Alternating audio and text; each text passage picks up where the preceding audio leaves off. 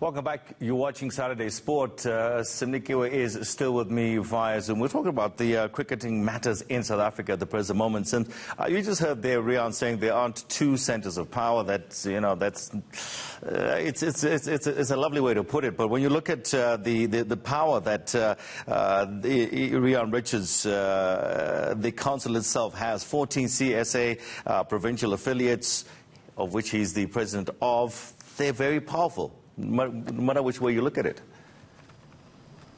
Yeah, they most definitely are, simply because there's very little that the board can do without their go ahead, and I think the reason it's been so tricky to come up with this MOI, it's almost as if there's no elegant way of kind of making sure that everyone's taken care of in that agreement, in terms of, how much can the board do, or how much autonomy does the board have, to do what it feels it needs to do, versus obviously, how much influence lies with the, with members. Because it's a problem with most sports. If you look at World Rugby, if you look at South African rugby, if you look at other sports, that once you insert voting into the system, and unfortunately that seems to be the easiest way to be involved in sport. Once you do that, I think a lot of decisions that would be easier to make suddenly become more difficult, simply because it comes down to a simple matter of, do we do these decisions serve the interest of the people who vote? And too often, that's a clash, because too often, the turkeys have to vote for Christmas, and it just doesn't work that way. Yeah, I mean, it's really a difficult scenario as well, and we spoke about the fact that in this particular situation, going forward, if CSA is to make all of those decisions that it's supposed to actually make, who's supposed to carry out a lot of those decisions, and where is a lot of the money is coming from those provinces as well that funds CSA to a large extent. So, ultimately, do we do away with one just to keep the other? Look, I mean, I don't necessarily think you should ever get into a situation where you need to do away with the one. I think the reason, at heart, the reason the members' council insists that they should be responsible for, they should be part of the decision making, let me put it that way, is simply because they feel that, obviously, as people who have worked in the game for years, working their way up to the presidents of the structures, they are people that have the game's best interest at heart.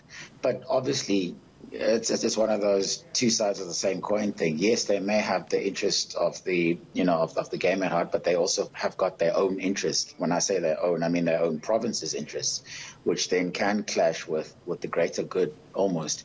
So you can't really do away with it. Do away with one or the other.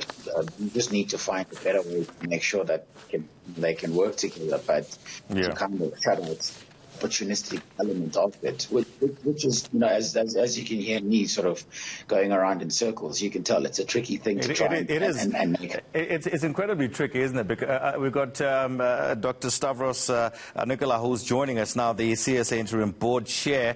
Stavros, very good morning, Doc. I don't know whether you heard or watched Rian Richards a little bit earlier on, and I asked him about this scenario where, we're talking about two different, you've got the members' council and you've got CSA, the board itself. Are these two maybe impeding each other sometimes? Are they two centers of power? What's your take? Firstly, good morning, and thanks very much for having me on the program. Probably the best place for me to start is to say that the minister and the members' council have appointed an interim board for a very defined period of time, and the main purpose of this interim structure is to settle all the governance issues that for many years have been affecting Cricket South Africa. in some form or shape. I think we've seen the manifestations in the past few years. I think you've seen a build-up of that. And clearly, governance hasn't been modernized in cricket for South Africa. So the purpose of this interim board is precisely that.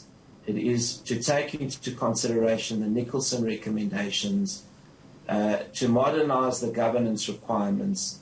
All of these structures have edged or drifted towards King's 4 requirements, and Cricket South Africa is no different. So there are certain aspects from a governance perspective that are hindering the progress of cricket. And this is precisely what amending the Memorandum of Incorporation intends to do. It intends modernizing the governance requirements and structures of Cricket South Africa. Sims? Just looking at the extension of the tenure of the interim board, what are the outstanding issues that that the interim board feels it still needs to address? So the minister gave this board a very specific brief. Our mandate is constituted of 9 points. It's a 9-point plan. Top of that list is the governance issues. There are other issues. Some are related directly to governance, and others are setting a platform for the future. So I think this entire exercise is aimed at taking what is an unworkable structure right now through this 9-point plan, setting it up. It's a bit like rewriting the constitution of a country. You have to make sure that it works for today and also in 100 years' time. And that's the mandate. And from that mandate are 9 specific points in the plan that we need to execute on.